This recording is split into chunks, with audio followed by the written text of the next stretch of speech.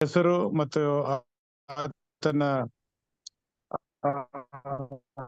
ನಾಮವು ಸ್ವಾಮಿ ಇತರ ಮಾನ ಮಹಿಮೆಗಳು ನಿಮಗೆ ಸಲ್ಲಲಿ. ಒಂದು ಸಕಾರಾತ್ಮಕವಾದಂತ ರೀತಿಯಲ್ಲಿ ಸ್ವಾಮಿ ನಾವು ಪಾಠಗಳನ್ನು ಕಲಿತು ನಿನ್ನ ಹೆಜ್ಜೆ ಜಾಡಿನಲ್ಲಿ ನಡಿಲಿಕ್ಕಾಗುವಂತೆ ನಮ್ಮನ್ನೆಲ್ಲರನ್ನು ನಡೆಸಿ ಕಾಯ್ದು ಕಾಪಾಡ್ತಾ ಬರಬೇಕಾಗಿ ತಂದೆಯೇ, ಆಮೇನ್. ಪ್ರಾರ್ಥನೆಗಾಗಿ ಬೋಧಕರಿಗೆ ನಾನು ವಂದನೆಗಳನ್ನ ಸಲ್ಲಿಸ್ತೇನೆ. ಈ ಸಮಯದಲ್ಲಿ ನೇರವಾಗಿ ನಾವು ಸಬ್ಬಾ ಶಾಲೆ ಪಾಠಕ್ಕೆ ಹೋಗೋಣ. ಈ ದಿನ ನಮ್ಮ ಮಧ್ಯದಲ್ಲಿ ಹಿರಿಯ ಬೋಧಕರಾದಂತ ಪಾಸ್ಟರ್ ಶಿವರಾಜ್ ಜಾಂತಿ ಅವರಿದ್ದಾರೆ. ಇವತ್ತು ಬೆಳಿಗ್ಗೆ ನಾನು ಅವರನ್ನ ಅಪ್ರೋಚ್ ಮಾಡಿ ಕೇಳ್ಕೊಂಡಾಗ ಅವರು ಯಾವುದೇ ರೀತಿಯಾದಂತಹ ಒಂದು ತಡವನ್ನ ಮಾಡದೆ ಖಂಡಿತವಾಗಿ ನಾನು ಇವತ್ತಿನ ಪಾಠವನ್ನ ತೆಗೆದುಕೊಳ್ತೇನೆ ಎಂಬುದಾಗಿ ಹೇಳಿ ಇವತ್ತು ಸಿದ್ಧವಾಗಿ ಬಂದಿದ್ದಾರೆ. ಕರ್ತನು ಅವರನ್ನ ವಿಶೇಷವಾಗಿ ಆರೋಗ್ಯದಿಂದ ತುಂಬಿಸಿದ್ದಾರೆ. ಇದಕ್ಕಾಗಿ ದೇವರಿಗೆ ಸ್ತೋತ್ರ ಸಲ್ಲಿಸುತ್ತಾ ಈ ಸಮಯವನ್ನ ಬೋಧಕರಿಗೆ ನಾನು ದೇವರ ನಾಮಕ್ಕೆ ಸ್ತೋತ್ರವಾಗಲಿ. ನಮ್ಮ ಕನ್ನಡ ಸಬ್ಬತ್ ಪಾಠಶಾಲೆಯನ್ನು ನಿಂತು ಹೋಗ್ತು ಅಂತ ಎಲ್ಲರಿಗೆ ಚಿಂತೆ ಇತ್ತು. ಮತ್ತೆ ಶುರುವಾಗಿದ್ದಕ್ಕಾಗಿ ನಾವು ದೇವರಿಗೆ ಸ್ತೋತ್ರವನ್ನು ಹೇಳೋಣ.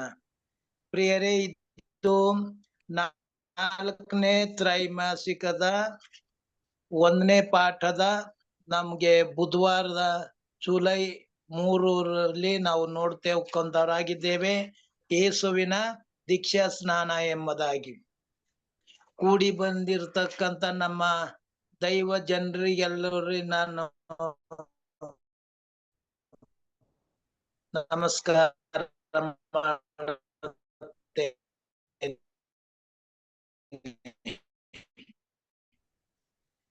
ಪ್ರಿಯರೇ, ನಮಗಾಗಿ ಪಾಸ್ಟರ್ ನಾನು ದೀಕ್ಷೆ ಬುಧವಾರ ಪಾಠದ ಶೀರ್ಷಿಕೆ ಆಗಿದೆ. ಮಾರ್ಕನು ಬರೆದ ಸುವಾರ್ತೆ ಎನ್ನದಾಗಿ ಪುಸ್ತಕದ ಪ್ರತಿಯೊಂದು ವಿಷಯವನ್ನು ನಾವು ಈ ತ್ರೈಮಾಸಿಕದಲ್ಲಿ ತಿಳ್ಕೊಳ್ಳುತ್ತೇವೆ. ಈಗ ಯೇಸು ಸ್ವಾಮಿ ದೇವರು ಆಗಿದ್ದಾನೆ ಹಾಗೂ ಮನುಷ್ಯನೂ ಆಗಿದ್ದಾನೆ. ಪರಿಪೂರ್ಣ ಮನುಷ್ಯನಾಗಿದ್ದಾನೆ, ಅರ್ಧ ಬರ್ಧ ಎಲ್ಲ, ಮತ್ತು ಪರಿಪೂರ್ಣ ದೇವರಾಗಿದ್ದಾನೆ.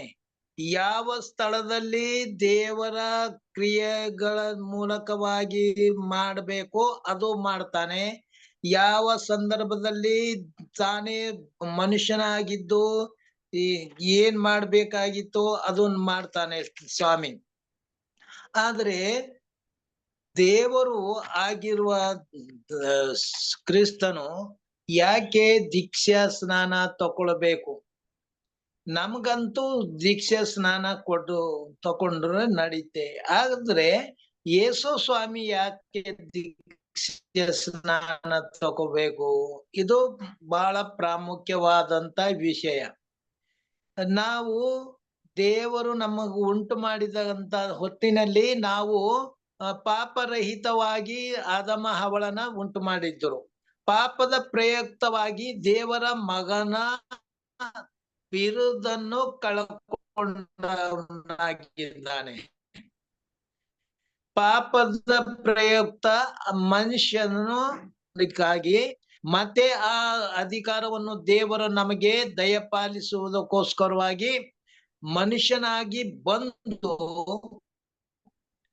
ಪಾಪರಹಿತ ಜೀವನವನ್ನು ಹೇಗೆ ನಡೆಸಬೇಕು ಮಾರ್ಗವರ ಬಳಿಗೆ ನಾವು ಹೋಗ್ಬೇಕಾದ್ರೆ ಯಾವ ಮಾರ್ಗ ಎಂಬುದಾಗಿ ಆತನು ಆಗಿದ್ದಾನೆ. ಯೇಸು ಸ್ವಾಮಿ ಒಂದು ವಾಕ್ಯ ಹೇಳ್ತಾನೆ. ಯೋಹಾನ ಬರೆದ ಸುವಾರ್ತೆ 3ನೇ ಅಧ್ಯಾಯದ 5ನೇ ವಚನದಲ್ಲಿ ನಿಕೋದೇಮನಿಗೆ ಹೇಳುತ್ತಾನೆ, ಒಬ್ಬನು ನೀರಿನಿಂದಲೂ ಆತ್ಮದಿಂದಲೂ ಹುಟ್ಟದಿದ್ದರೆ ಅವನು ದೇವರ ರಾಜ್ಯ ಸೇರಲಾರನು ಅನ್ನೋದಾಗಿ ಹೇಳ್ತಾನೆ. ಯಾವಾಗ ಮನುಷ್ಯನು ಆತ್ಮದಿಂದಲೂ ಮತ್ತು ನೀರಿನಿಂದಲೂ ಹುಟ್ಟಬೇಕಾಗಿದೆ.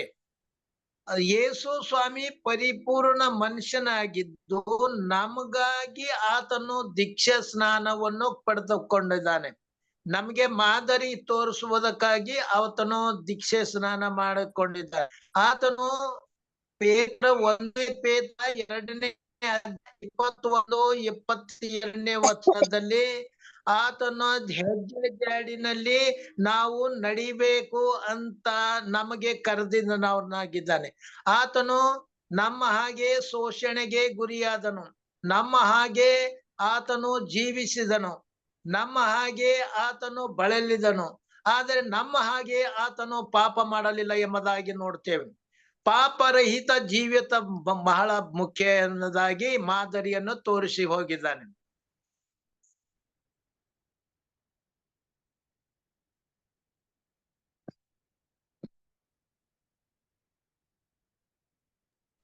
ಒಂದು ಸಲಿ 2 ಮಕ್ಕಳು ಅದನ್ನ ಬಳಿ ಬಂದು ಒಬ್ಬನು ಬಲಕ್ಕೆ ಇವನು ಎಡಕ್ಕೆ ಕೂತ್ಕೊಳ್ಬೇಕು ಅಂತ ಕೇಳಿದ್ದಾರೆ. ಮಾರ್ಕ 10ನೇ ಅಧ್ಯಾಯದ 38-36ನೇ ವಚನದಿಂದ ಇದೆ. ಅಲ್ಲಿ ಯೇಸು ಸ್ವಾಮಿ ಹೇಳ್ತಾನೆ, ನಾನು ಕುಡಿದರೆ ನೀವು ಕುಡಿತೀರಾ, ನನಗೆ ಆಗತಕ್ಕಂತ ದೀಕ್ಷಾ ಸ್ನಾನವನ್ನು ನಿಮಗ ಆಗುತ್ತದೆಯೇನೋ ಅಂತ ಕೇಳ್ತಾನೆ. ಹಾಗಾದ್ರ ಮೇಲೆ ಪ್ರಿಯರೇ, ಆತನಿಗೆ ದೀಕ್ಷೆ ಸ್ನಾನ ಏನು ಸೂಚಿಸಿತು ಅಂದ್ರೆ, ನಮ್ಗೆ ಮುಖ್ಯವಾಗಿ ಲೂಕನು ಬರೆದ ಸುವಾರ್ತೆ 12ನೇ ಅಧ್ಯಾಯ 50ನೇ ವಚನದಲ್ಲಿ ನಾವು ನೋಡ್ತೇವೆ. ಏನಂತಾನೆ ಸ್ವಾಮಿ, ನಾನು ಹೊಂದತಕ್ಕ ದೀಕ್ಷಾ ಸ್ನಾನ ಒಂದುಂಟು, ಅದನ್ನು ನೆರವೇರಿಸುವ ತನಕ ನಾನು ಎಷ್ಟೋ ಬಿಕ್ಕಟ್ಟಿನಲ್ಲಿದ್ದೇನೆ ಅಂತ ಹೇಳ್ತಾನೆ. ಇದು ದೀಕ್ಷೆ ಸ್ನಾನ. ಆತನು ಈ ಲೋಕದಲ್ಲಿ 33 ವರ್ಷ ಬದುಕಿದ್ದಾನೆ. ಆದ್ರೆ 30 ವರ್ಷ ಅವನು ಈ ಲೋಕದಲ್ಲಿ ನಮ್ಮ ಹಾಗೆ ಜೀವಿಸಿದ್ದಾನೆ. ಪರಲೋಕದಿಂದ ಇಲ್ಲಿ ಬಂದು ಏನ್ ಮಾಡ್ಬೇಕಾಗಿತ್ತೋ ಆ ಕಾರ್ಯವನ್ನು ಮಾಡ್ಬೇಕಾಗಿತ್ತೆ. ಇನ್ನು 3.5 ವರ್ಷ ಮಾತ್ರ ಇದೆ. ಇದು ವಿಶೇಷವಾದಂತ ಕೆಲಸ. ಇದು ಪಾಪರಹಿತ ಜೀವನವನ್ನು ಮಾಡಬೇಕು ನಾವೆಲ್ಲರೂ ಅಂತ ಆತನು ಸೈತಾನ್ ಜೊತೆಯಲ್ಲಿ ಹೋರಾಡಿ ಲೋಕಕ್ಕೆ ರಕ್ಷಣೆಯನ್ನು ತರಬೇಕಾಗಿದೆ. ಲೋಕದಂತ ಜನರನ್ನು ತಾನು ಹೊತ್ತುಕೊಳ್ಬೇಕಾಗುತ್ತದೆ, ಮರಣದಿಂದ ಜಯಿಸಬೇಕಾಗುತ್ತದೆ. ಇಂಥ ಒಂದು ಮಹಾನ್ ಕೆಲಸ ಮುಂದೆ ಇರ್ತದೆ. ಆತನು ದೀಕ್ಷೆ ಸ್ನಾನ ತಗೊಳ್ತಾನೆ. ದೀಕ್ಷಾ ಸ್ನಾನ ಯೋಹಾನನಿಂದ ದೀಕ್ಷಾ ಸ್ನಾನ ಈತನ ಪಡೆಯಿರ್ತಾನೆ ಹೊರತು ಯೋಹಾನಿಗೆ ದೀಕ್ಷೆ ಸ್ನಾನ ಇವನು ಕೊಡಲಿಲ್ಲ. ಪ್ರಿಯರೇ, ಈತನು ದೀಕ್ಷೆ ಸ್ನಾನ ಹೊಂದ ತಕ್ಷಣ ನೀರಿನ ಮೇಲೆ ಏಳಬೇಕು. ಆದ್ರೆ ಪಾರಿವಾಳದಂತೆ ಪವಿತ್ರ ಆತ್ಮನು ಅವನ ಮೇಲೆ ಬಂದು ಪರಲೋಕದಲ್ಲಿಂದ ಒಂದು ಆಕಾಶವಾಣಿಯಾಯ್ತು. ಏನಂದ್ರೆ, ಈತನು ನನ್ನ ಪ್ರಿಯ ಮಗನು, ಈತನನ್ನು ನಾನು ಮೆಚ್ಚಿದ್ದೇನೆ ಎಂದಾಗಿ. ಅಂದ್ರೆ ಪ್ರಿಯರೇ, ಆತನು ದೇವರ ಮಗನೇ, ಆದ್ರೆ ದೀಕ್ಷೆ ಸ್ನಾನ ಹೊಂದಿ ನೀರಿನಿಂದ ಮೇಲ್ ಕೇಳುವಾಗೆ ಸಾಕ್ಷಿ ಆತ್ಮದಿಂದ. ಅದಕ್ಕಾಗಿ ನಾವು ಪಾಪದ ಜೀವಿತದಲ್ಲಿ ಇರೋರು, ನಾವು ಕೂಡ ಪಾಪದ ಪಾಲಿಗೆ ನಾವು ಪಶ್ಚಾತ್ತಾಪ ಪಟ್ಟು ಪಾಪವನ್ನು ದೇವರಿಗೆ ಅರಿಕೆ ಮಾಡಿ ನಾವು ಪಾಪದಿಂದ ಸತ್ತು ಹೋಗದರಾಗಿ ನಾವು ಆ ಪಾಪಗಳನ್ನು ಹೂತ್ ಹಾಕಬೇಕು. ಇದು ಜಲ ಸಮಾಧಿ ಎನ್ನುತ್ತಾರೆ. ಆ ಯೇಸು ಸ್ವಾಮಿ ದೀಕ್ಷೆ ಸ್ನಾನ ತಕೊಂಡಿರದಪ್ಪ ತಾತ್ಪರ್ಯ ಏನಂದ್ರೆ, ನಾವು ಪಾಪದಿಂದ ಸತ್ತು ಪಾಪದ ಪಾಲಿಗೆ ಸತ್ತು ಪಾಪವನ್ನು ಹೂಳಿಟ್ಟು ನೀರಿನ ಮೇಲೆ ಏಳಬೇಕು. ಅಂದ್ರೆ ಹೊಸೊಬ್ಬರಾಗಿ ಹುಟ್ಟಬೇಕು. ಆಗ ನಾವು ಹೊಸವರಾಗಿ ನಡ್ಕೊಳ್ಬೇಕು ಅಂತ ಉದಾಹರಣೆ ಇಲ್ಲಿ ನಾವು ನೋಡ್ತೇವೆ. ಅದಕ್ಕೆ ಯೇಸು ಸ್ವಾಮಿ ದೀಕ್ಷೆ ಸ್ನಾನವನ್ನು ತಕೊಂಡು ನಮಗೆ ಮಾದರಿಯನ್ನು ತೋರಿಸಿದ್ದಾನೆ ಪ್ರಿಯರೇ. ಇದಕ್ಕೆ ನಾವು ನೋಡಬೇಕು ಅಂದ್ರೆ ರೋಮಾಪುರದವರಿಗೆ ಬರೆದಂತ ಪತ್ರಿಕೆ 6ನೇ ಅಧ್ಯಾಯದಲ್ಲಿದೆ. 6ನೇ ಅಧ್ಯಾಯದ 1ರಿಂದ ನಾವು 4 ವಚನವರೆಗೆ ನಾವು ನೋಡುತ್ತೇವೆ. ಇದು 3ನೇ ವಚನ. ಕ್ರಿಸ್ತ ಯೇಸುವಿನಲ್ಲಿ ಸೇರುವುದಕ್ಕೆ ದೀಕ್ಷಾ ಸ್ನಾನ ಮಾಡಿಸಿಕೊಂಡವರಾದ ನಾವೆಲ್ಲರೂ ಆತನ ಮರಣದಲ್ಲಿ ಪಾಲುಗಾರವಾಗುವುದಕ್ಕೆ ದೀಕ್ಷಾ ಸ್ನಾನ ಮಾಡಿಸಿಕೊಂಡೇವೆ ಎಂದು ನಿಮಗೆ ತಿಳಿಯೋದು. ಹೀಗಿರಲಾಗಿ ನಾವು ದೀಕ್ಷಾ ಸ್ನಾನ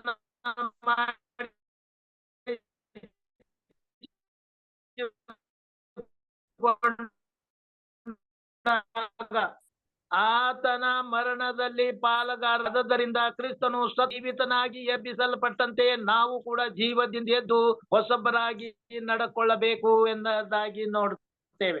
ಈ ದೀಕ್ಷೆ ಸ್ನಾನದ ತಾತ್ಪರ್ಯ ಸತ್ತು ಹುಣಲ್ಪಟ್ಟು ನಾವು ಪುನರ್ಜನ್ಮ ಅಂತ ಸಾಂಕೇತಿಕವಾಗಿ ಇರತಕ್ಕಂಥದ್ದು ಹೊಸವರಾಗಿ ನಾವು ನಡ್ಕೊಳ್ಬೇಕು. ನೀರಿನಿಂದಲೂ ಆತ್ಮದಿಂದಲೂ ಹುಟ್ಟದಿರದ್ರೆ ಅವನು ಪರಲೋಕ ರಾಜ್ಯವನ್ನು ಸೇರಲು ದೇವರ ರಾಜ್ಯಕ್ಕೆ ಸೇರಲಾರನು ಎಂಬುದಾಗಿ ನಾವು ಪರಲೋಕಕ್ಕೆ ಆಗಿರತಕ್ಕಂತ ಗರ್ಜಿಗೋಸ್ಕರವಾಗಿ ಯೇಸು ಸ್ವಾಮಿ ದೀಕ್ಷೆ ಸ್ನಾನ ತಕೊಂಡು ತೋರಿಸ್ತಾನೆ. ಮತ್ತು ಯೇಸು ಸ್ವಾಮಿ ದೀಕ್ಷೆ ಸ್ನಾನ ಯಾಕೆ ತಕೊಳ್ಬೇಕಾಗಿತ್ತು ಅಂದ್ರೆ ಆ ಇಸ್ರಾಯೇಲ್ರು ಮೆಸಿಯನು ಬರ್ತಾನೆ, ನಮ್ಗೆ ಬಿಡುಗಡೆಯನ್ನು ಕೊಡುತ್ತಾನೆ ಎನ್ನೋದಾಗಿ ನಂಬಿದ್ರು. ಆದ್ರೆ ಕೆಲವರು ಭಾವನೆ ಆಗಿತ್ತು, ರೋಮರಿಂದ ಬಿಡಿಸಿ ನಾವು ಇಸ್ರಾಯೇಲ್ರು ರಾಜ್ಯವನ್ನು ಆಳ್ತೇವೆ ಅಂತ ಒಂದು ಗುಂಪು. ಇನ್ನೊಂದು ಗುಂಪು ಮೆಸಿಯನ್ ಅಂದರೆ ನಮ್ಮ ಪಾಪ ಕ್ಷಮಿಸಿ ನಮ್ಮನ್ನು ದೇವರ ರಾಜ್ಯದಲ್ಲಿ ಸೇರಿಸುತ್ತಾನೆ, ಅವನು ಮೆಸಿಯನು ಅಂದನಾಗಿ. ಇದು ಅವನೇ ಇವನು ಅಂತ ಗುರುತು ಹೊಂದುವುದಕ್ಕೋಸ್ಕರವಾಗಿ ಈತನು ದೀಕ್ಷೆ ಸ್ನಾನ ತಗೊಳ್ಬೇಕಾಗಿತ್ತು. ಮಾತ್ರವಲ್ಲದೆ ಈತನು ದೇವರ ಮಗನಿಗನ್ನದಾಗಿ ಆಧಾರವಾಗಿ ಕಂಡುಕೊಳ್ಳಬೇಕಾಗಿತ್ತು. ನಾವು ಕೂಡ ಪ್ರಿಯರೇ ಪಾಪ ಮಾಡಿದರೆ ನಾವು ಸೈತಾನ ಮಕ್ಕಳು. ಪಾಪದಿಂದ ನಾವು ಬಿಡುಗಡೆ ಹೊಂದಿ ಆ ಪಾಪವನ್ನು ನಾವು ಸಮಾಧಿ ಮಾಡಿ ಹೊಸಬರಾಗಿ, ಅದು ಕಾಮದಿಂದಾಗಲಿ ಪುರುಷ ಸಂಕಲ್ಪದಿಂದಾಗಲಿ ಹುಟ್ಟಿದವರಲ್ಲ, ದೇವರ ಆತ್ಮದಿಂದಲೇ ಹುಟ್ಟಿದವರು ಎಂಬುದಾಗಿ ನಾವು ನೋಡ್ತೇವೆ. ಆ ಯೇಸು ಸ್ವಾಮಿ ದೀಕ್ಷೆ ಸ್ನಾನ ತಕೊಂಡು ಮೇಲೆ ಈತನು ಪ್ರಿಯನಾಗಿನ ನನ್ನ ಮಗನು ಎನ್ನುವ ಹಾಗೆ ನಮ್ಮನ್ನು ಕೂಡ ನಾವು ದೇವರಿಗೆ ಮಕ್ಕಳಾಗಿದ್ದೇವೆ ಎನ್ನೋದಾಗಿ ಪ್ರೂಫ್ ಬೇಕಾಗಿದೆ. ಅದಕ್ಕೋಸ್ಕರವಾಗಿ ಆತನು ನಮ್ಗಾಗಿ ದೀಕ್ಷೆ ಸ್ನಾನವನ್ನು ಮಾಡಿಸಿಕೊಂಡು ನಮ್ಗೆ ತೋರಿಸಿದನು. ಪ್ರಿಯರೇ, ಯೇಸು ಮನುಷ್ಯನು ಮತ್ತು ದೇವರು ಆಗಿದ್ದಾನೆಂದು ಮಾರ್ಕ ಹೇಗೆಂದರೆ ಮಾತಾಡ್ತಾ ಇದ್ದಾನೆ ನೋಡಿ. ಅದನ್ನು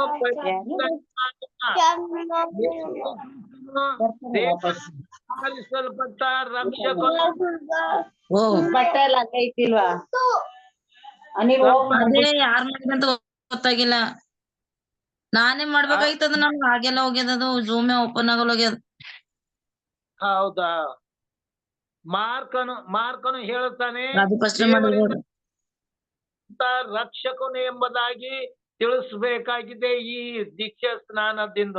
ಮಾತ್ರವಲ್ಲದೆ ದೇವರಾಗಿರುವ ಯೇಸು ಕ್ರಿಸ್ತನು ಆಗಿದ್ದಾನೆ. ಯೇಸುವಿನ ಬರೋಣವನ್ನು ತಿಳಿಸಿದ ಸಂದೇಶವಾಹಕನು ಸ್ನಾನಿಕನಾದ ಯೋಹಾನನಾಗಿದ್ದಾನೆ.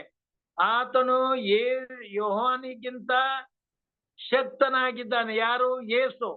ಅದಕ್ಕೆ ಯೇಸು ದೇವರು ಮೆಚ್ಚಿದ ಹಾಗೂ ಪ್ರೀತಿಸುವ ಮಗನಾಗಿದ್ದಾನೆ. ನಾವು ಕೂಡ ಪಾಪರಹಿತ ಜೀವನವನ್ನು ಮಾಡಬೇಕಾಗಿದೆ. ನಾವು ನೀರಿನಿಂದಲೂ ಹುಟ್ಟಬೇಕಾಗಿದೆ. ಅದಕ್ಕಾಗಿ ನಾವು ದೇವರಿಗೆ ಮೆಚ್ಚುಗೆಯಾಗಿಯೂ ಮತ್ತು ದೇವರಿಗೆ ಪ್ರಿಯ ಮಗನಾಗಿ ನಾವು ಮಾರ್ಪಡ್ಬೇಕಾಗಿರತಕ್ಕಂಥದ್ದಕ್ಕೆ ಯೇಸು ಸ್ವಾಮಿ ದೀಕ್ಷೆ ಸ್ನಾನ ತಗೊಂಡಿನ. ನಾವು ಮೊದಲೇ ಕಲಿತಂತೆ ದೇವರ ಆತ್ಮನು ಪಾರಿವಾಳದ ಹಾಗೆ ರೂಪದಲ್ಲಿ ಆತನ ಮೇಲೆ ಇಳಿದನು ಎಂಬುದಾಗಿ ನೋಡ್ತೇವೆ. ಮನುಷ್ಯನಾಗಿರ್ತಕ್ಕಂಥ ಯೇಸು ದೀಕ್ಷೆ ಸ್ನಾನ ಮಾಡಿಕೊಂಡನು, ಆದರೆ ಯೋಹಾನನು ಆತನಿಗೆ ದೀಕ್ಷೆ ಸ್ನಾನವನ್ನು ಮಾಡಿದನೆ ಹೊರತು ಯೇಸು ಅವನಿಗೆ ದೀಕ್ಷೆ ಸ್ನಾನ ಕೊಟ್ಟಿಲ್ಲ. ಅದರ ನಂತರ ಪ್ರಿಯರೇ, ಲೋಕಕ್ಕೆ ಯೇಸು ಸ್ವಾಮಿ ಯಾವುದಕ್ಕಾಗಿ ಬರ್ಬೇಕಾಗಿತ್ತೋ ಆ ಕಾರ್ಯ ಮಹಾ ಕಾರ್ಯವಾಗಿದೆ. ಪಾಪದಿಂದ ಹೋರಾಡಬೇಕಾಗಿದೆ. ಸೈತಾನಿಂದ ಜಯ ಗಳಿಸಬೇಕಾಗಿದೆ. ಇದು ಮಹಾ ಹೋರಾಟ ಇದೆ. ಅದರ ಕಡೆಯಿಂದಾಗಿ ಇವನು ಪ್ರಿಪೇರ್ ಆಗಿರ್ತಕ್ಕಂಥ ನೋಡುತ್ತೇವೆ. ಈ ದೀಕ್ಷೆ ಸ್ನಾನ ಆದ್ಮೇಲೆ ತಕ್ಷಣವೇ ಪವಿತ್ರಾತ್ಮನು ಆತನಿಗೆ ಅಡವಿಗೆ ಕಳಿಸಿರ್ತಕ್ಕಂಥನಾಗಿದ್ದಾನೆ. ಶೋಧನೆಗಳನ್ನು ನಾವು ಜಯಿಸಬೇಕು. ಪಾಪ ಮಾಡುವುದಕ್ಕೆ 3 ಮೂಲ ಕಾರಣಗಳಿವೆ. ಒಂದು ಕಣ್ಣಿನಾಸೆ, ಶರೀರದಾಸೆ, ಬದುಕು ಬಾಳಿನ ಡಂಬ ಎಂಬುದಾಗಿ ಈ 3 ವಿಷಯವನ್ನು ನಾವು ನೋಡುತ್ತೇವೆ. 1ನೇ ಯೋಹಾನ ಬರೆದಂತ ಪತ್ರಿಕೆಯಲ್ಲಿ 2ನೇ ನಾವು ನೋಡ್ತಾ ಮುಗ್ತಕ್ಕಂಥವರಾಗಿದ್ದೇವೆ ಪ್ರೇರೆ. ಅಲ್ಲಿ ಈ ಮುಗಿಸ್ತಕ್ಕಂಥದ್ದಾಗಿದೆ. ಇವು ಲೋಕದಿಂದ ಹುಟ್ಟಿದವುಗಳಾಗಿದೆ ಹೊರತು ದೇವರಿಂದ ಹುಟ್ಟಿದವನ್ನ ಆಗಿರೋದಿಲ್ಲ. 1ನೇ ಯೋಹಾನ 2ನೇ ಅಧ್ಯಾಯದ ನಾವು ನೋಡ್ತೇವೆ. ಒಂದು ವಚನ ನೋಡಿ, ಯಾರು 1ನೇ ಯೋಹಾನ 2ನೇ ಅಧ್ಯಾಯದಲ್ಲಿ ನಾವು 16ನೇ ವಚನ ಹೀಗೆ ನೋಡ್ತೇವೆ. ಲೋಕದಲ್ಲಿರುವ ಶರೀರಾಸೆ, ಕಣ್ಣಿನಾಸೆ, ಬದುಕು ಬಾಳಿನ ಡಂಬ ಈ ಮೊದಲಾದವುಗಳೆಲ್ಲವೂ ತಂದೆಯಿಂದ ಹುಟ್ಟದೆ ಲೋಕದಿಂದ ಹುಟ್ಟಿದವುಗಳಾಗಿದೆ ಎಂಬುದಾಗಿ ಈ 3 ಶೋಧನೆ ಆದಾಮ ಹವ್ವಳು ಹಣ್ಣಿನಲ್ಲಿ ನಾವು ನೋಡ್ತೇವೆ ಸೋತ್ ಹೋದರು ಎಂಬುದಾಗಿ. ಅದು ನಮಗೆ ಆದಿಕಾಂಡ 3ನೇ ಅಧ್ಯಾಯದ ನಮ್ಗೆ 6ನೇ ವಚನದಲ್ಲಿ ನೋಡ್ತೇವೆ. ಏನಂದರೆ ಸ್ತ್ರೀಯು ಆ ಮರದ ಹಣ್ಣು ತಿನ್ನುವುದಕ್ಕೆ ಉತ್ತಮವಾಗಿದೆ. ತಿನ್ನುವುದಕ್ಕೆ ಉತ್ತಮವಾಗಿದೆ ಅಂದ್ರೆ ಶರೀರಾಸೆ ಅನ್ನೋದಾಗಿ, ಮತ್ತು ಅದನ್ನು ನೋಡುವುದಕ್ಕೆ ಕಣ್ಣಿನ ಆಸೆ ಎಂಬುದಾಗಿ ನೋಡ್ತೇವೆ. ಜ್ಞಾನ ಓದಕ್ಕೆ ಅಪೇಕ್ಷಿಸ್ತಕ್ಕಂಥದ್ದಾಗಿದೆ ಎಂಬುದಾಗಿ. ಬದುಕು ಬಾಳಿನಲ್ಲಿ ಇವು 3 ನೋಡ್ತೇವೆ. ಇವು 3ದಿಂದ ಆ ಹಣ್ಣು ತಿಂದು ಆದಾಮ ಹವ್ವಳು ಸೋತ್ ಹೋಗಿದ್ದರು. ಆದರೆ ಈ 3 ಶೋಧನೆಗಳಿಂದ ಹೇಗೆ ಜಯಿಸಬೇಕು ಎಂಬುದಾಗಿ ಕ್ರಿಸ್ತನು ದೀಕ್ಷೆ ಸ್ನಾನ ತಗೊಂಡ ಮೇಲೆ ಪವಿತ್ರಾತ್ಮನಿಂದ ಅವನು ಶೋಧಿಸಲ್ಪಡುವುದಕ್ಕೆ ಅಡವಿಗೆ ಹೋದನು. ಆತನು ಅವನಿಗೆ 3 ಶೋಧನೆಗಳನ್ನು ಮಾಡ್ತಾನೆ. ಅದು ಮತ್ತಾಯನ ಬರೆದ ಸುವಾರ್ತೆ ಮತ್ತು ಲೂಕನು ಬರೆದ ಸುವಾರ್ತೆಯನ್ನು ನಾವು ನೋಡ್ತೇವೆ. ಮತ್ತಾಯ 4ರಲ್ಲಿ ನೋಡ್ತೇವೆ ಹೀಗೆ, ಆ ಸೈತಾನನು ಯೇಸು ಸ್ವಾಮಿಗೆ ನೀನು ದೇವರ ಮಗನಾಗಿದ್ದರೆ ಎಂಬುದಾಗಿ ಹೇಳುತ್ತದೆ. ಮೊದಲು ನೀನು ದೇವರ ಮಗನಾಗಿದ್ದರೆ ಈ ಕಲ್ಲುಗಳಿಗೆ ರೊಟ್ಟಿಯಾಗುವಂತೆ ಮಾಡು ಎಂಬುದಾಗಿ ಹೇಳುತ್ತದೆ. ಯಾಕೆ ದೇವರ ಮಗನಾಗಿದ್ದರೆ ಎಂಬುದಾಗಿ ಅಂದರೆ, ಯೇಸು ಕ್ರಿಸ್ತನು ದೀಕ್ಷೆ ಸ್ನಾನ ತಕ್ಕೊಂಡ ಬಳಿಕ ತಕ್ಷಣವೇ ಪಾರಿವಾಳದಂತೆ ಪವಿತ್ರ ಆತ್ಮನು ಅವನ ಮೇಲೆ ಇಳಿದು ಬಂದು, ಈತನು ಪ್ರಿಯನಾಗಿರುವಂತ ನನ್ನ ಮಗನು, ಈತನನ್ನು ನಾನು ಮೆಚ್ಚಿದ್ದೇನೆ ಎಂಬುದಾಗಿ ಹೇಳ್ತಾನೆ. ಈಗ ಯೇಸು ಸ್ವಾಮಿಗೆ ಈ ದೇವರ ಮಗನಾಗಿದ್ದಾನೋ ಇಲ್ಲೋ ಎಂಬುದಾಗಿ ಅವನಿಗೆ ಸಮಸ್ಯೆ ಹುಟ್ಟಿಸುವುದಕ್ಕೋಸ್ಕರವಾಗಿ ಮತ್ತು ಅಲ್ಲಿ ನೆರೆದಿದ್ದೋಸ್ಕರವಾಗಿ ಯೇಸು ಸ್ವಾಮಿ ದೇವರ ಮಗನಾಗಿದ್ದಾನೋ ಇಲ್ಲವೋ ಎಂಬುದಾಗಿ ಅವನಿಗೆ ಯೇಸು ಸ್ವಾಮಿಗೆ ಸೈತಾನು ಪರೀಕ್ಷೆ ಮಾಡತಕ್ಕಂಥದ್ದಾಗಿದೆ. ಆದ್ರೆ ಯೇಸು ಸ್ವಾಮಿ ಹೇಳ್ತಾನೆ, ರೊಟ್ಟಿ ತಿಂದ ಮಾತ್ರದಿಂದ ಮನುಷ್ಯನು ಬದುಕೋದಿಲ್ಲ, ದೇವರ ಬಾಯಿಂದಲೂ ಪ್ರತಿ ಒಂದು ಮಾತು ಹೇಳ್ತಾನೆ. ಇದ ಕಡೆ ನಾವು ನೋಡ್ತೇವೆ ಈ 3 ಶೋಧನೆಗಳು. ಮತ್ತೊಂದು ಶೋಧನೆಯನ್ನು ಮಾಡ್ತಾನೆ ಅಂದರೆ, ನೀನು ದೇವರ ಮಗನಾಗಿದ್ದರೆ ಎನ್ನದಾಗಿ ಹೇಳ್ತಾನೆ. ನೀನು ಪರಿಶುದ್ಧ ಪಟ್ಟಣ ಕರ್ಕೊಂಡು ಹೋಗಿ ದೇವಾಲಯದ ಶಿಖರ ಮೇಲೆ ಅವನು ನಿಲ್ಲಿಸಿ, ದೇವರ ಮಗನಾಗಿದ್ದರೆ ಕೆಳಕ್ಕೆ ಧುಮುಕು ಎಂಬುದಾಗಿ ಹೇಳ್ತದೆ. ಯಾಕೆಂದ್ರೆ ದೇವದೂತರು ನಿನ್ನನ್ನು ಕಲ್ಲಿಗೆ ಕದಲದಂತೆ ಎತ್ತಿಕೊಳ್ಳುವರು ಎಂಬುದಾಗಿ ಬರೆದದ್ದೇ ಎಂಬುದಾಗಿ, ಅಂದ್ರೆ ಬದುಕು ಬಾಳಿನ ಡಂಬ ಎಂದ.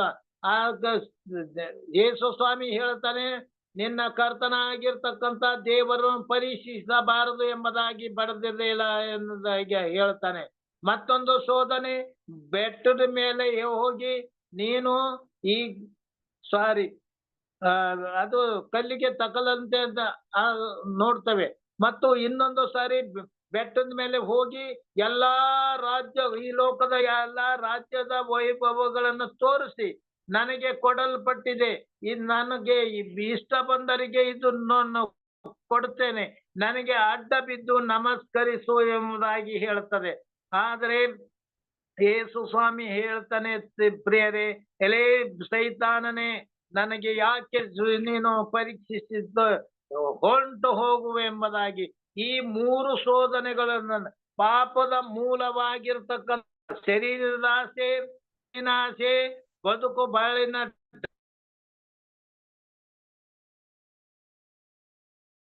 ಡಂಬವನ್ನು, ಇದರಿಂದ ನಮಗೆ ಜಯ ದೇವರ ರಾಜ್ಯಕ್ಕೆ ನಮ್ಮನ್ನು ಸಿದ್ಧಪಡಿಸುವುದಕ್ಕಾಗಿ ಆತನು ದೀಕ್ಷೆ ಸ್ನಾನ ತಗೊಂಡು ಈ ಶೋಧನೆಯನ್ನು ಜಯಿಸಿದ್ದಾನೆ. ನಾವು ಕೂಡ ನಮ್ಮ ರೋಮಾಪುರದವರಿಗೆ ಬರೆದಂತಕ್ಕಂಥ ಪತ್ರಿಕೆ 8ನೇ ಅಧ್ಯಾಯ 16ನೇ ವಚನದಲ್ಲಿ, ಪವಿತ್ರಾತ್ಮನು ನಮ್ಮ ಆತ್ಮದೊಂದಿಗೆ ಸಾಕ್ಷಿ ಕೊಡುತ್ತಾನೆ. ಅದಕ್ಕಾಗಿ ನಾವು ಕೂಡ ನಂಬಿ ದೀಕ್ಷೆ ಸ್ನಾನ ತಗೊಳ್ಬೇಕು. ದೀಕ್ಷೆ ಸ್ನಾನವೆಂದರೆ ಏನು ಅಂದ್ರೆ, ಮಾರ್ಕನು ಅಂತನ್ನು ಮರಣವನ್ನು ಸೂಚಿಸತಕ್ಕಂಥದ್ದಾಗಿದೆ. ಗಲಾತ್ಯದವರಿಗೆ ಬರೆದಿರ್ತಕ್ಕಂಥ ಪತ್ರಿಕೆಯಲ್ಲಿ ನಾವು ನೋಡ್ತೇವೆ, 3ನೇ ಅಧ್ಯಾಯ 27ನೇ ವಚನ, ಕ್ರಿಸ್ತನಲ್ಲಿ ಸೇರುವುದಕ್ಕೆ ದೀಕ್ಷೆ ಸ್ನಾನ ಮಾಡಿಸಿಕೊಂಡಿರುವ ನಾವೆಲ್ಲರೂ ಕ್ರಿಸ್ತನನ್ನು ಧರಿಸಿಕೊಂಡಿದ್ದೇವೆ ಎಂಬುದಾಗಿ ನೋಡ್ತೇವೆ. ನಾವು ದೀಕ್ಷೆ ಸ್ನಾನವನ್ನು ಯಾಕೆ ತಗೊಳ್ಬೇಕು ಅಂದ್ರೆ, ದೇವರಾಗಿರ್ತಕ್ಕಂಥ ಕ್ರಿಸ್ತನೇ ನಾವು ಧರಿಸಿಕೊಂಡ ಉದಾಹರಣೆ ನಾವು ನೋಡ್ತೇವೆ. ಅದಕ್ಕೆ ಯೇಸು ಕ್ರಿಸ್ತನು ದೀಕ್ಷೆ ಸ್ನಾನವನ್ನು ತಕೊಂಡು ನಮಗೆ ಅದು ಮಾದರಿಯನ್ನು ತೋರಿಸಿದ್ದಾನೆ ಎಂಬುದಾಗಿ ನೋಡ್ತೇವೆ. ಆದರೆ ಸಭೆಯು ಕಳಂಕ, ಸುಕ್ಕು ಮುಂತಾದ ಒಂದೊಂದು ಇಲ್ಲದ ಕನ್ನಿಕೆಯೋಪಾದಿಯಲ್ಲಿ ಪರಿಶುದ್ಧವು ನಿರ್ದೋಷವು ಮಹಿಮೆಯುಳ್ಳದು ಆಗಿರುವಂತೆ ಸಭೆಯನ್ನಾಗಿ ತನ್ನ ಎದುರಿಗೆ ನಿಲ್ಲಿಸಿಕೊಳ್ಳುವಂತೆ ವಾಕ್ಯ ಉಪದೇಶದಂತೆ ನಾವು ನಡೆದುಕೊಳ್ಳಬೇಕ, ಜಲಸ್ನಾನ ಮಾಡಿಕೊಳ್ಬೇಕಂದ ಪೌಲನು ಎಫೆಸದವರಿಗೆ ಬರೆದಂತ ಪತ್ರಿಕೆಯಲ್ಲಿ ತಿಳಿಸಿದ್ದಾನೆ. ಅದಕ್ಕಾಗಿ ನಾವು ದೀಕ್ಷಾ ಸ್ನಾನ ತಗೊಳ್ಬೇಕು, ಅನಿವಾರ್ಯವಾಗಿದೆ. ನಾವು ದೀಕ್ಷಾ ಸ್ನಾನ ಮಾಡಿಸಿಕೊಳ್ಳುವುದರಿಂದ ನಾವು ರಕ್ಷಣೆ ಹೊಂದುತ್ತೇವೆ ಅನ್ನೋದಾಗಿ ಮಾರ್ಕನು ಬರೆದಿರ್ತಕ್ಕಂಥ ಪತ್ರಿಕೆ 16ನೇ ಅಧ್ಯಾಯ 15, 16 ನೋಡ್ತೇವೆ. ನಂಬಿ ದೀಕ್ಷೆ ಸ್ನಾನವನ್ನು ಮಾಡಿಸಿಕೊಳ್ಳುವನು ರಕ್ಷಣೆ ಹೊಂದುವನು, ನಂಬದೆ ಹೊಂದುವನು ಪ್ರತಿ ದಂಡನೆಗೆ ಗುರಿಯಾಗುವನು ಆಗಿ ನೋಡ್ತಕ್ಕಂಥ. ಅದಕ್ಕಾಗಿ ನಮಗೆ ಕ್ರಿಸ್ತನು ಯಾಕೆ ನಮಗೆ ಮಾದನ್ನು ತೋರಿಸುವುದಕ್ಕೋಸ್ಕರವಾಗಿ ದೀಕ್ಷೆ ಸ್ನಾನ ತಕೊಳ್ಳುವುದು ಎಂಬುದಾಗಿ ನೋಡ್ತೇವೆ. ಆನಂತರ ಪವಿತ್ರಾತ್ಮನು ಆತನಿಗೆ ಕಳಿಸಿ 40 ದಿವಸ ಹಿಂಸೆ ಅಲ್ಲಿ 40 ದಿವಸ ಇದ್ದು ಹಸಿದಾಗೆ ಈ 3 ಶೋಧನೆಗಳನ್ನು ಜಯಿಸಿದ್ದಾನೆ ಎಂಬುದಾಗಿ ನಾವು ನೋಡ್ತಕ್ಕಂಥವನು. ಕೊನೆಯಲ್ಲಿ ದೇವದೂತನು ಅವನಿಗೆ ಉಪಚಾರ ಮಾಡಿದನು ಎಂಬುದಾಗಿ ಕೂಡ ನಾವು ನೋಡ್ತೇವೆ. ಅಂದ್ರೆ ಯೇಸು ಪಾಪವ ಮಾಡುವಂತೆ ಸೈತಾನನು ಪ್ರೇರೇಪಿಸುತ್ತಾನೆ. ಅದಕ್ಕೆ ಅವನು ಸೈತಾನನ ಪ್ರೇರೇಪಣೆಯನ್ನು ಜಯಿಸುತ್ತಾನೆ. ನಾವು ಕೂಡ ಅದೇ ರೀತಿಯಿಂದ ನಾವು ಕೂಡ ಜಯಿಸಬೇಕೆಂಬುದಾಗಿ ಈ ದೀಕ್ಷೆ ಸ್ನಾನದ ತಾತ್ಪರ್ಯವನ್ನು ನಾವು ನೋಡ್ತೇವೆ. ಮತ್ತು ಆತನು ನಮ್ಮ ರಕ್ಷಕನು, ನಮ್ಮ ಕರ್ತನು ಆಗಿದ್ದಾನೆಂದು ನಾವು ತಿಳಿಬೇಕು ಎಂಬುದಾಗಿ ಮಾರ್ಕನು ಬಯಸುತ್ತಾನೆ. ಪ್ರಿಯರೇ, ಯೇಸು ದೇವರು ಹಾಗೂ ಅದೇ ಸಮಯದಲ್ಲಿ ಮನುಷ್ಯನಾಗಿದ್ದನು. ಆತನು ನಮ್ಮ ಸಹೋದರನು ಮತ್ತು ನಮ್ಮ ಶ್ರೇಷ್ಠ ಮಾದರಿಯೂ ಆಗಿದ್ದಾನೆ. ಅದಕ್ಕೋಸ್ಕರವಾಗಿ ಸತ್ಯವೇದದ ಇಂಥ ವಿಸ್ಮಯಕಾರ ಸತ್ಯವನ್ನು ನಾವು ಹೇಗೆ ಅರ್ಥ ಮಾಡಿಕೊಳ್ಳಲು ಸಾಧ್ಯವೆಂಬುದಾಗಿ ನಾವು ನಡೆದು ತೋರಿಸ್ಬೇಕು. ನಿಮ್ಮಿಂದ ಅದು ಸಾಧ್ಯವಿಲ್ಲ ಎಂಬುದಾಗಿ ನೋಡ್ತೇವೆ. ಆದರೆ ನಂಬಿಕೆಯಿಂದ ಯೇಸು ಕ್ರಿಸ್ತನು ದೇವರು ಹಾಗೂ ಮನುಷ್ಯನು ಆಗಿದ್ದಾರೆಂದು ಸತ್ಯವೇದದ ಸತ್ಯವನ್ನು ಒಪ್ಪಿಕೊಳ್ಳಬೇಕು. ಈ ಸತ್ಯವು ದೇವರು ಮಾನವರಾದ ನಮ್ಮ ಮೇಲಿಟ್ಟಿರುವ ಪ್ರೀತಿಯನ್ನು ತೋರಿಸುತ್ತದೆ.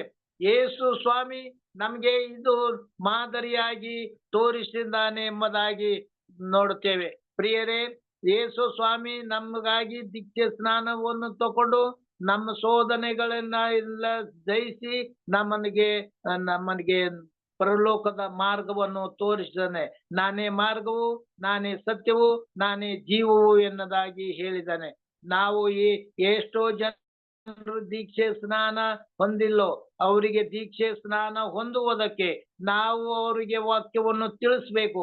ಅವರು ಪ್ರಿಪೇರ್ ಆಗಿ ದೇವರ ರಾಜ್ಯಕ್ಕೆ ಸಂಬಂಧಪಟ್ಟು ಸೇರಿಕೊಳ್ಬೇಕೆಂಬುದಾಗಿ ಈ ಪಾಠವನ್ನು ನಾನು ಇಲ್ಲಿಗೆ ಮುಗಿಸುತ್ತೇನೆ. ಆಮೇನ್. ಸಹೋದರಿ ಲೀಲಾವತಿ ಅವರು ಮುಂದುವರಿಸಬೇಕೆಂದು ಕೇಳ್ಕೊಳ್ತೇನೆ.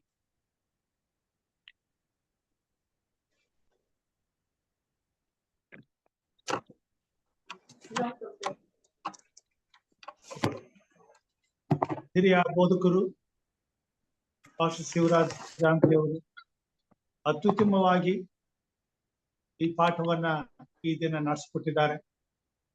ಕರ್ತನು ಅವರೊಂದಿಗಿದ್ದು ಆತ್ಮನ ಮುಖಾಂತರವಾಗಿ ಸವಿಸ್ತರವಾಗಿ ಈ ಪಾಠದಲ್ಲಿ ನಾವೆಲ್ಲರೂ ದೇವರ ಪರಿಶುದ್ಧವಾದಂತ ನೀತಿಯ ಸತ್ಯವನ್ನ ಅರಿಯುವಂತೆ ಕಾರ್ಯ ಮಾಡಿದ್ದಾರೆ. ಅವರ ಮುಖಾಂತರವಾಗಿ ಇವತ್ತಿನ ಪಾಠವನ್ನ ವಿಶೇಷವಾಗಿ ನಮಗೆ ತಿಳಿವಾಗೆ ಆತ್ಮನ ಮುಖಾಂತರವಾಗಿ ನಮ್ಮೆಲ್ಲ ನಡೆಸಿದ್ದಾರೆ ಎಂಬುದಾಗಿ ನಾನು ನಂಬ್ತೇನೆ. ದೇವರು ಅವರನ್ನು ಆಶೀರ್ವಾದ ಮಾಡ್ಲಿ, ಹೆಚ್ಚಿನ ಆರೋಗ್ಯ ಭಾಗ್ಯಗಳನ್ನು ಕೊಟ್ಟು ಹೆಚ್ಚಿನ ರೀತಿಯಲ್ಲಿ ಸೇವೆಯಲ್ಲಿ ತಮ್ಮನ್ನ ತೊಡಗಿಸಿಕೊಂಡು ಇನ್ನು ದೇವರಿಗೆ ಮಹಿಮೆ ತರುವಾಗೆ ದೇವರವರನ್ನು ಆಶೀರ್ವದಿಸಲಿ ಎಂಬುದಾಗಿ ಪ್ರಾರ್ಥಿಸುತ್ತಾ ಈ ಒಂದು ಕೂಟದ ಮುಂದಿನ ವಿಷಯ ಇನ್ನೂ ಏನಾದರೂ ವಿಷಯಗಳು ತಿಳಿಯಬೇಕಾಗಿದ್ದಲ್ಲಿ ಅಥವಾ ತಿಳಿಯುವಂತ ವಿಷಯಗಳು ನಿಮ್ಮಲ್ಲಿ ಇದ್ದರೆ ಈ ಸಮಯದಲ್ಲಿ ಚರ್ಚೆಯ ಮುಖಾಂತರವಾಗಿ ತಿಳಿಸಬೇಕೆಂಬುದಾಗಿ ನಾನು ಕೇಳ್ಕೊಳ್ತೇನೆ. ವಂದನೆಗಳು ಎಲ್ಲರಿಗೂ. ನಮಸ್ತೆ ಸರ್. ಸರ್ ನಮಸ್ತೆ, ವಂದನೆಗಳು. ಇಲ್ಲೊಂದು ಪ್ರಶ್ನೆ ಇದೆ. ನಮಸ್ಕಾರ. ಮಾರ್ಕನ ಸುವಾರ್ತೆ 1ನೇ ಅಧ್ಯಾಯ 19 ಮಾರ್ಕನ ಸುವಾರ್ತೆ 1:1 ಇಲ್ಲಿ ದೇವಸ್ವಾಮಿಯರು ದೇವಸ್ಥಾನ ತಗೊಳ್ತಾರೆ. ಆಗ ರೂಪದಲ್ಲಿ ಪರಿವೃತ್ತ ಆತ್ಮ ಬಂದು ಆತನ ಮೇಲೆ ಇಳಿತಾರೆ ಅಂತ ನೋಡ್ತಾರೆ. ಆಮೇಲೆ ದೇವ್ರು ಹೇಳ್ತಾನೆ, ಈತನ ನನ್ನ ಮಗನು, ಈತನ ನಾನು ಮೆಚ್ಚಿದ್ದೇನೆ ಅಂತ ಹೇಳ್ತಾರೆ. ಇಷ್ಟೆಲ್ಲ ಹೇಳಿದ್ಮೇಲೆ ದೇವ್ರು ಯಾಕೆ ಶೋಧನೆಗೊಳಪಡಿಸ್ಬೇಕು? ಆತನು ನನ್ನ ಮಗನು ಅಂತ ಹೇಳಿದ್ದಾರೆ, ಈತನ ಮೆಚ್ಚಿದ್ದೀನಿ ಅಂತ ಆಕಾಶವಾಣಿ ಆಯ್ತು. ಈಗಿರ್ಬೇಕಾದ್ರೂ ಅಯ್ಯಸ್ವಾಮಿನ ಶೋಧನೆ ಆದ್ರೆ ಇಷ್ಟ ನಂಬಿಕೆ ಅಲ್ವಾ? ಶೋಧನೆ ಯಾಕೆ ಅದನ್ನ ಒಳಪಡಿಸ್ಬೇಕು? ಒಳ್ಳೆ ಪ್ರಶ್ನೆ. ಯಾರಾದ್ರೂ ಉತ್ತರಿಸಬಹುದಾದ್ರೆ ಉತ್ತರಿಸಬೇಕೆಂಬುದಾಗಿ ಕೇಳ್ಕೊಳ್ತೇನೆ.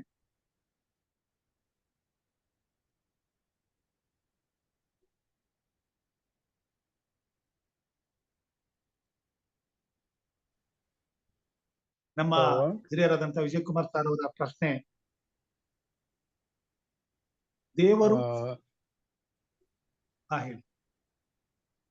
ಓಕೆ, ಅವರು ನಮ್ಮ ಹಿರಿಯರಂತ ವಿಜಯ್ ಕುಮಾರ್ ಅವರು ಕೇಳಿರ್ತಕ್ಕಂಥ ಪ್ರಶ್ನೆ ಬಹಳ ಚೆನ್ನಾಗಿದೆ. ಅಲ್ಲಿ ನಾವು ಗಮನಿಸಬೇಕಾಗಿರ್ತಕ್ಕಂಥದ್ದು ಏನಂದ್ರೆ, ದೇವರು ಶೋಧನೆಗೆ ಒಳಪಡಿಸ್ಲಿಲ್ಲ. ಆಯ್ತಾ? ಇದರಲ್ಲಿ ಶೋಧನೆಗೆ ಒಳಪಡಿಸ್ತಕ್ಕಂಥದ್ದು ಬೇರೆ, ಶೋಧನೆಗೆ ಬಿಡ್ತಕ್ಕಂಥದ್ದು ಬೇರೆ. ಅಥವಾ ಶೋಧನೆಗೆ ಅವಕಾಶ ಮಾಡಿಕೊಡ್ತಕ್ಕಂಥದ್ದು ಬೇರೆ. ಇದರಲ್ಲಿ ನಾವ್ ಏನಪ್ಪಾ ಅಂತಂದ್ರೆ, ಸ್ವಾಮಿ ದೇವರು ಒಂದು ಆಶ್ವಾಸನೆಯನ್ನು ಕೊಡ್ತಾನೆ, ಹೌದು ಈತನು ನನ್ನ ಮಗನು ಅಂತ ಹೇಳಿದ ಕ್ಷಣಕ್ಕೆ ಶೋಧನೆಗಳಿಂದ ನಾವು ದೂರ ಆಗ್ತೀವಿ ಅಂತ ಇಲ್ಲ. ಶೋಧನೆಗಳು ಯಾವಾಗಿದ್ರು ಬರ್ತವೆ. ಆ ಶೋಧನೆಗಳಿಗೆ ಸ್ವಾಮಿ ನಮ್ಮನ್ನ ಬಿಟ್ಕೊಡ್ತಾನೆ ಅಂತ ನೋಡ್ತೇವೆ. ಯಾಕಂದ್ರೆ ಯೋಬನು ಕೂಡ ನೋಡಿದ್ನಿ, ಆತನ ನೀತಿವಂತನಾಗಿದ್ದನು, ಆತನಿಗೂ ಶೋಧನೆ ಬಂತು. ಸೊ ಹಾಗೆ ಆ ಶೋಧನೆಗಳಿಂದ ತಪ್ಪಿದವರು ಯಾರು ಇಲ್ಲ. ಆದ್ರೆ ನಾವ್ ಇದ್ರಲ್ಲಿ ಒಂದ್ ಅರ್ಥ ಮಾಡ್ಕೊಳ್ಬೇಕು, ದೇವರು ನಮ್ಮ ಮುಂಬಲವಾಗಿ ನಿಂತ್ಕೊಳ್ತಾರೆ. That is the fact. ಅವ್ರು ಎಷ್ಟೇ ಶೋಧನೆಗಳು ಬಂದ್ರು ದೇವರು ಅವ್ರಿಗೆ ಜಯವನ್ನು ಕೊಡ್ತಾನೆ ಎಂಬಂತ ಒಂದು ಭರವಸೆ ಅವ್ರಿಗೆ ಇರ್ತದೆ. ಅದು ಮಾತ್ರ ನಿಜ, ಖಂಡಿತ. 12ನೇ ವಚನ, ಕೂಡಲೇ ಯೇಸು ದೇವರಾತ್ಮ ಪ್ರೇರಿತನಾಗಿ ಅಡವಿಗೆ ಹೋದನು. ಆತನು 40 ದಿವಸ ಅಡವಿಗಳಲ್ಲಿ ಮೃಗಗಳೊಂದಿಗೂ ಮತ್ತು ಸೈತಾನನಿಂದ ಶೋಧಿಸಲ್ಪಡುವನು. ಈ ಅಡವಿಗೆ ಕಳಿಸೋದು ಅಲ್ಲಿ ದೇವದೂರು ಅದನಿಗೆ ಉಪಚಾರ ಮಾಡಿದ್ರು ನೋಡ್ತೀವಿ.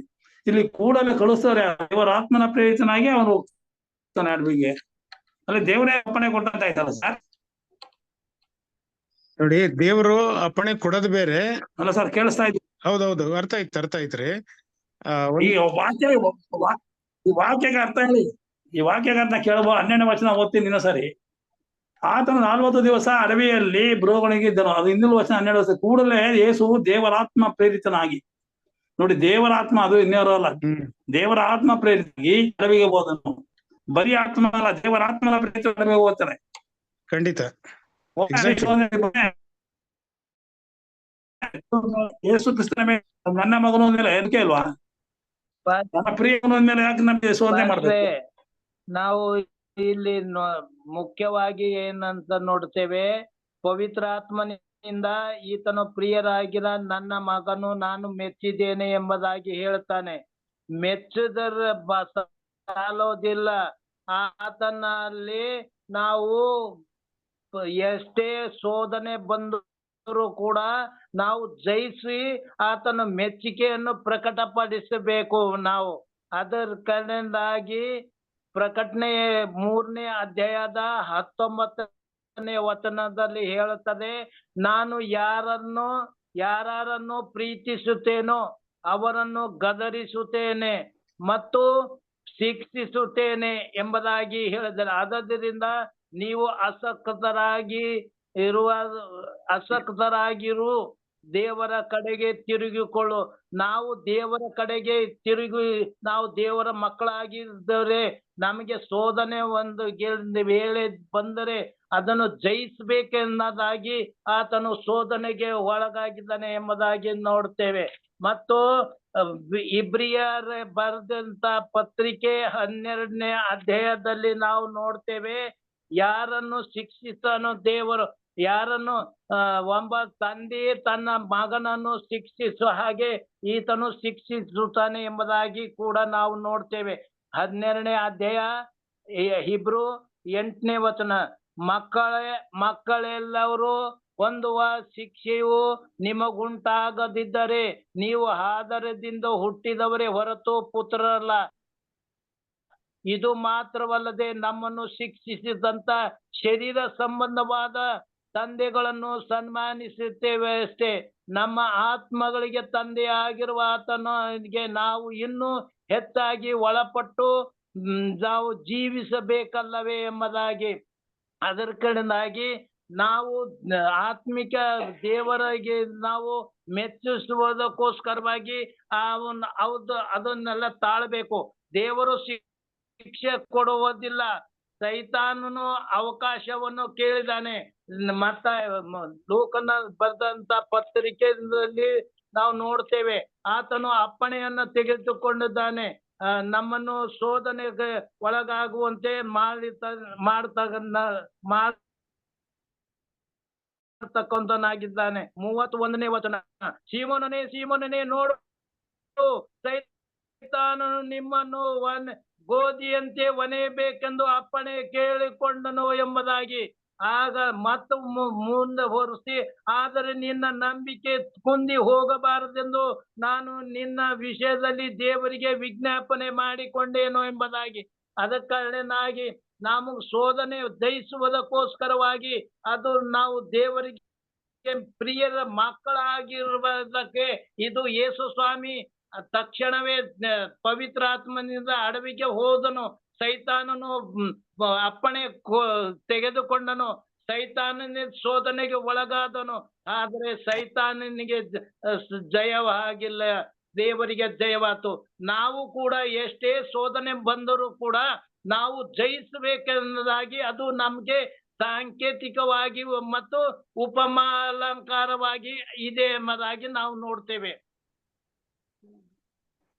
ಎಸ್, ಈ ಬೋಧಕರು ಚೆನ್ನಾಗಿ ಹೇಳಿದ್ರು. ಈ ವಾರ ಪಾಠದಲ್ಲಿ ನಾವು ನೋಡುವಾಗ ದೇವರು, ಯೇಸು ಸ್ವಾಮಿಯವರು ದೇವರೂ ಆಗಿದ್ದಾನೆ ಪರಿಪೂರ್ಣವಾಗಿ, ಅದೇ ರೀತಿ ಪರಿಪೂರ್ಣವಾಗಿ ಮನುಷ್ಯನೂ ಕೂಡ ಆಗಿದ್ದಾನೆ ಅಂತ ಪಾಠದಲ್ಲಿ ಇದೆ, ಕರೆಕ್ಟ್ ತಿಳಿಸಿದ್ದಾರೆ. ಇಲ್ಲ ತಿಳ್ಕೋಬೇಕಾದ ವಿಷಯ, ದೇವರು ಆಗಿದ್ದಾನೆ, ದೇವರು ಆತನ ಪರಲೋಕ ನೀತನು ನನ್ನ ಮಗನು ಈತನು ನಾನು ಮೆಚ್ಚಿದ್ದೇನೆ ಅಂತ ಹೇಳ್ತಾನೆ.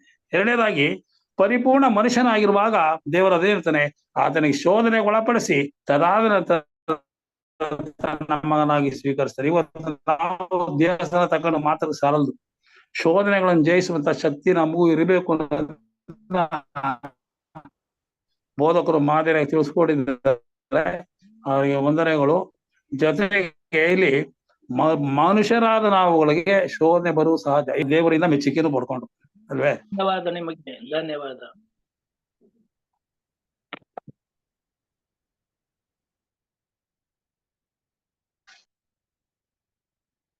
ಒಳ್ಳೆಯ ಚರ್ಚಾಸ್ಪದವಾಗಿ ಉತ್ತಮವಾದಂತ ರೀತಿಯಲ್ಲಿ ಇವತ್ತಿನ ಪಾಠವನ್ನ ನಾವು ಕಲಿತೀವಿ ಎಂಬುದಾಗಿ ನಾನು ನಂಬ್ತೇನೆ. ಹೀಗೆ ಕರ್ತನ ಆತ್ಮನು ನಮ್ಮ ಎಲ್ಲ ಪ್ರಶ್ನೆಗಳಿಗೂ ಪಾಠಗಳ ಮುಖಾಂತರವಾಗಿ ಉತ್ತರವನ್ನ ಇಟ್ಟು ಇನ್ನು ಹೆಚ್ಚಿನ ಜ್ಞಾನದಿಂದ ನಮ್ಮನ್ನ ತುಂಬಿಸಿ, ಅನೇಕರ ಜೀವಿತದಲ್ಲಿರುವಂತಹ ಪ್ರಶ್ನೆಗಳಿಗೆ ನಾವು ಉತ್ತರವಾಗಿ, ಯೇಸು ಕ್ರಿಸ್ತನು ನಮಗೆ ಮಾದರಿಯಾದ ಹಾಗೆ ನಾವು ಈ ಭೂಮಿ ಮೇಲೆ ದೇವರನ್ನ ತಿಳಿಯದೆ ಇರುವಂತ ಇತರರಿಗೆ ಮಾದರಿಯಾಗಿ ಕ್ರಿಸ್ತನ ಸಾರೂಪ್ಯವನ್ನು ಧರಿಸಿಕೊಂಡವರಾಗಿ ಜೀವಿಸಲು ಕೊಟ್ಟಿರುವಂತ ಈ ಅವಕಾಶಕ್ಕಾಗಿ ದೇವರಿಗೆ ಸ್ತೋತ್ರ ಸಲ್ಲಿಸುತ್ತಾ, ಈ ಪಾಠಗಳಲ್ಲಿ ಇನ್ನು ಹೆಚ್ಚಿನ ಆಸಕ್ತಿಯುಳ್ಳವರಾಗಿ ಮುಂದೆ ಕಲಿಯುವಾಗೆ ದೇವರ ಆತ್ಮನು ನಮ್ಮನ್ನು ನಡೆಸಲಿ ಎಂಬುದಾಗಿ ಪ್ರಾರ್ಥಿಸುತ್ತಾ, ಈ ಕೂಟದ ಮುಕ್ತಾಯಕ್ಕೆ ಹೋಗುವಾಗ ಈ ಕೂಟದಲ್ಲಿ ವಿಶೇಷವಾಗಿ ಭಾಗವಹಿಸಿದಂತ ಎಲ್ಲಾ ದೇವರ ಮಂದಿಗೆ, ದೇವರ ಸಭೆಗೆ ನಾನು ಪೂರ್ವಕವಾದ ಧನ್ಯವಾದಗಳನ್ನು ಸಲ್ಲಿಸ್ತೇನೆ. ಹಾಗೂ ಈ ಪಾಠವನ್ನು ಅತ್ಯುತ್ತಮವಾಗಿ ನಡೆಸಿಕೊಟ್ಟಂತ ಹಿರಿಯ ಬೋಧಕರು ಶಿವರಾಜ್ ಜಾಂಟಿ ಅವರಿಗೂ ಕೂಡ ನಾನು ವಂದನೆಗಳನ್ನು ಸಲ್ಲಿಸ್ತೇನೆ. ಈಗ ಪ್ರಾರ್ಥನಾ ಸಮಯ. ಪ್ರಾರ್ಥನೆ ವಿಜ್ಞಾಪನೆಗಳಿದ್ದರೆ ದಯಮಾಡಿ ಅದನ್ನ ಇವಾಗ ಮುಂದೆ ತಿಳಿಸಬೇಕೆಂಬುದಾಗಿ ನಾವು ಕೇಳ್ಕೊಳ್ತೇವೆ. ಹಿರಿಯರಾದಂತ ಶ್ರೀಮತಿ ಹೇಮಲತಾ ಭಕ್ತರಾಜರವರು ಮುಕ್ತಾಯದ ಪ್ರಾರ್ಥನೆಯನ್ನ ಮತ್ತು ಈ ಎಲ್ಲ ವಿಜ್ಞಾಪನೆಗಳನ್ನ ಅವರು ಪ್ರಾರ್ಥನೆ ಮುಖಾಂತರವಾಗಿ ಮಾಡಬೇಕೆಂಬುದಾಗಿ ಕೇಳ್ಕೊಳ್ತೇವೆ. ಪ್ರಾರ್ಥನೆ ಏನಾದ್ರೂ ವಿಜ್ಞಾಪನೆಗಳಿದ್ರೆ ನಮಸ್ಕಾರ, ನಮಗಾಗಿ ಪ್ರಾರ್ಥನೆ ಮಾಡಿ. ರವಿ ಅವರು, ಓಕೆ ಓಕೆ KT ರವಿ ಅವ್ರಿಗೋಸ್ಕರ ಪ್ರಾರ್ಥನೆ ಮಾಡೋಣ. ಮತ್ತೆ ಯಾರಾದ್ರೂ?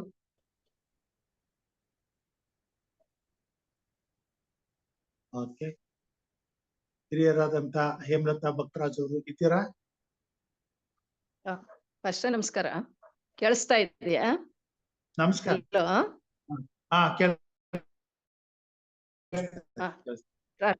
ಕೇಳಿಸ್ತಾ ಇದೆ.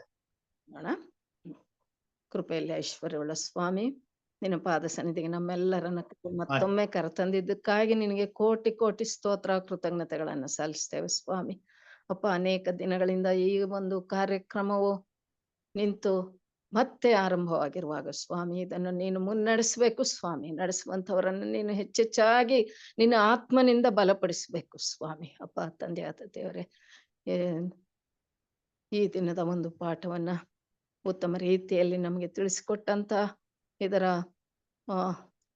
ಆತ್ಮೀಕವಾದ ಒಂದು ಶಕ್ತಿಯನ್ನ ನಮಗೆ ದಯಪಾಲಿಸಿಕೊಟ್ಟಂತ ದೇವರಿಗೆ ಸ್ತೋತ್ರ. ಮತ್ತು ಸ್ವಾಮಿ ತಿಳಿಸಿಕೊಟ್ಟಂತ ಬೋಧಕರಿಗೆ ಸ್ವಾಮಿ ನೀನು ಇನ್ನೂ ಹೆಚ್ಚಿನ ನಿನ್ನ ಆತ್ಮನ ಬಲ ಕೊಟ್ಟು ನಡೆಸಪ್ಪ ಸ್ವಾಮಿ.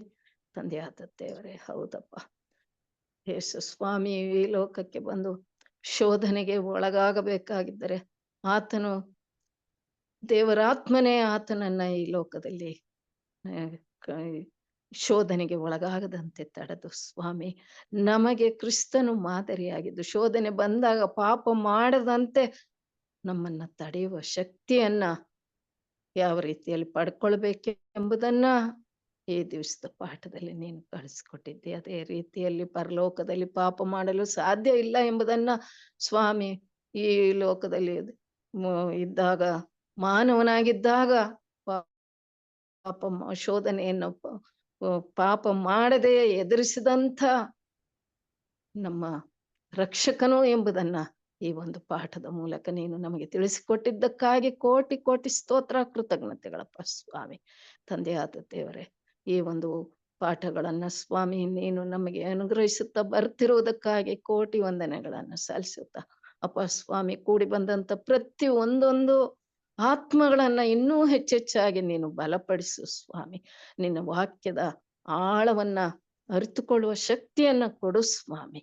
ತಂದೆಯಾದ ದೇವರೇ, ಹಾಗೆಯೇ ಅನೇಕರು ಸ್ವಾಮಿ ಕಾಯಿಲೆ ಕಷ್ಟಗಳಲ್ಲಿ ನರಳುವಾಗ ಮತ್ತು ಸಾಂಸಾರಿಕ ಜೀವಿತದಲ್ಲಿ ಸಾಮಾಜಿಕವಾಗಿ ಆರ್ಥಿಕವಾಗಿ ನಾನಾ ರೀತಿಯ ತೊಂದರೆಗಳಿಂದ ತಮ್ಮ ಒಂದು ಬಲಹೀನತೆಯಲ್ಲಿ ಇರುವಾಗ ಸ್ವಾಮಿ ಆ ಮಕ್ಕಳನ್ನ ನೀನು ವಾಕ್ಯದ ಮೂಲಕ ಬಲಪಡಿಸಪ್ಪ ಸ್ವಾಮಿ.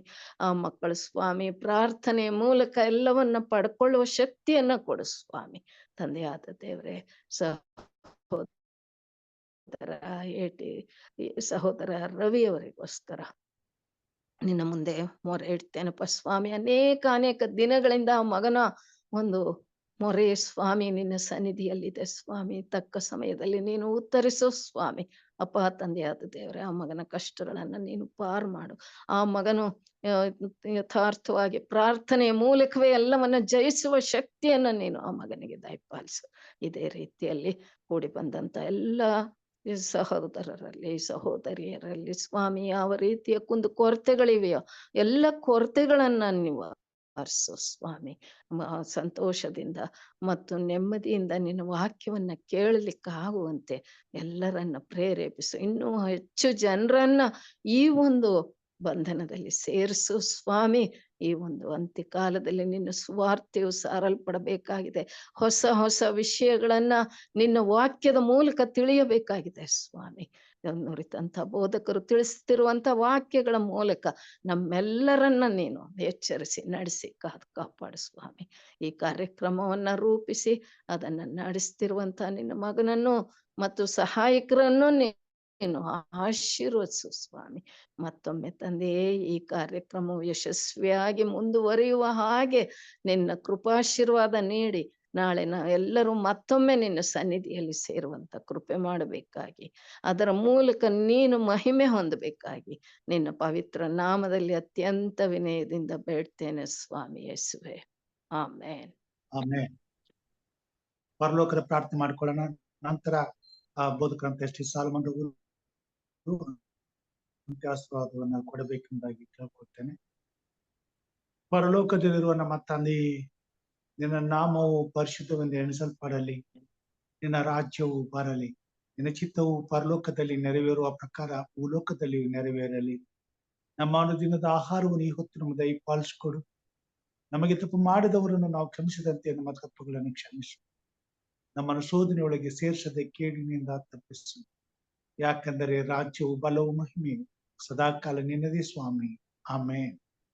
ಕರ್ತನ ಆಶೀರ್ವಾದವನ್ನು ಹೊಂದಿಕೊಳ್ಳೋಣ.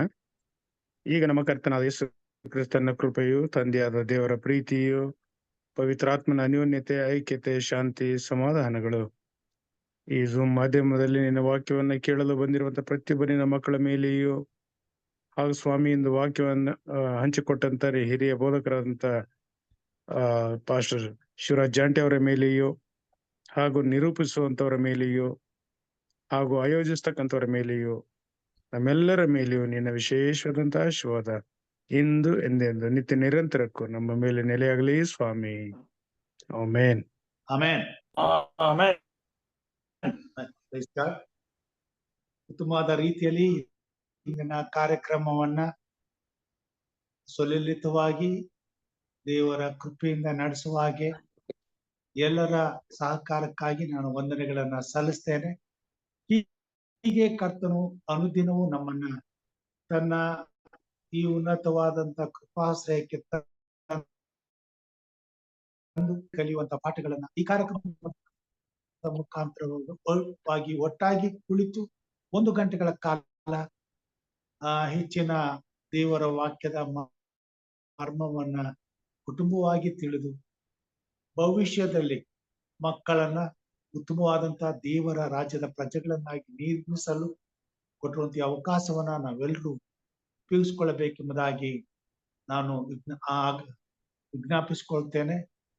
ಹಾಗೆಯೇ ಈ ಕಾರ್ಯಕ್ರಮಕ್ಕಾಗಿ ನೀವು ದಿನನಿತ್ಯವೂ ಪ್ರಾರ್ಥಿಸಬೇಕೆಂಬುದಾಗಿ ಕೇಳ್ಕೊಳ್ತೇನೆ.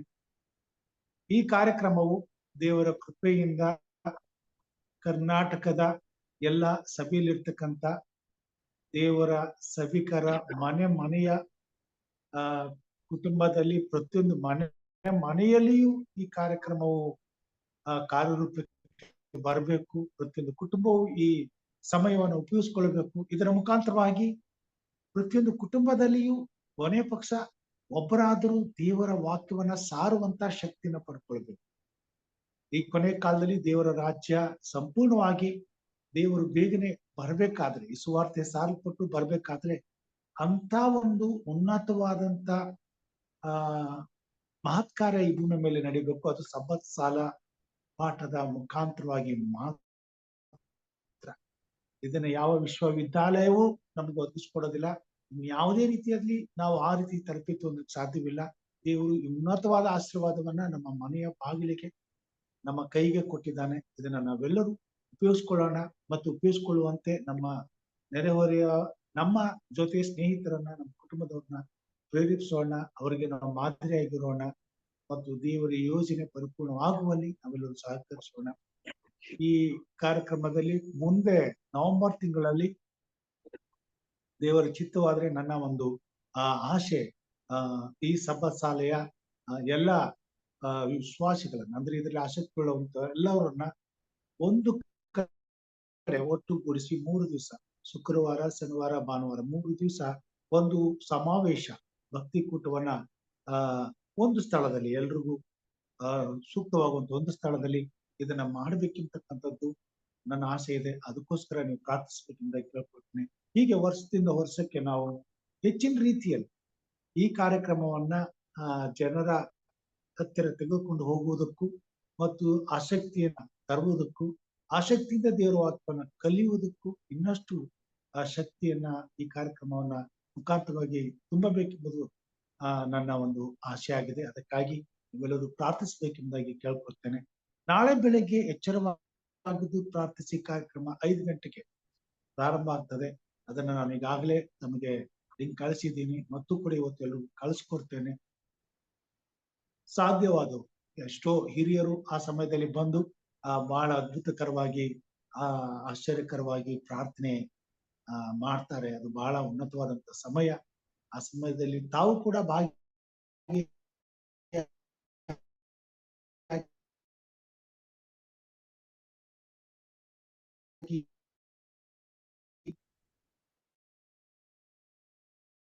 ದೇವರ ಆಶೀರ್ವಾದವನ್ನ ಕಾರ್ಯಕ್ರಮಕ್ಕೂ ಹಾಗೂ ಅನುದಿನದ ಮನ್ನಾ ಕಾರ್ಯಕ್ರಮ, ಆ ಕಾರ್ಯಕ್ರಮಕ್ಕೂ ಭಾಗವಹಿಸುವಂತ ನಮ್ಮೆಲ್ಲರನ್ನ ಹರ್ಷದಾಯಕವಾಗಿ ಎಬ್ಬಿಸಿ ತನ್ನ ಮಹಿಮೆಗಾಗಿ ಉಪಯೋಗಿಸಿಕೊಳ್ಳಲಿ ಎಂಬುದು ನನ್ನ ಪ್ರಾರ್ಥನೆ ಆಗಿದೆ. ನಾಳೆ ಮತ್ತೆ ಇದೇ ಸಮಯಕ್ಕೆ ನಾವೆಲ್ಲರೂ ಒಟ್ಟಾಗಿ ಸೇರೋಣ. ದೇವರು ನಮ್ಮೆಲ್ಲರನ್ನು ಆಶೀರ್ವದಿಸಲಿ. ಎಲ್ಲರಿಗೂ ಶುಭರಾತ್ರಿ. ಧನ್ಯವಾದಗಳು. ವಾಕ್ಯ ತಿಳಿಸ್ಕೊಟ್ಟಿದ್ದಾರೆ. Thank you. Thank you.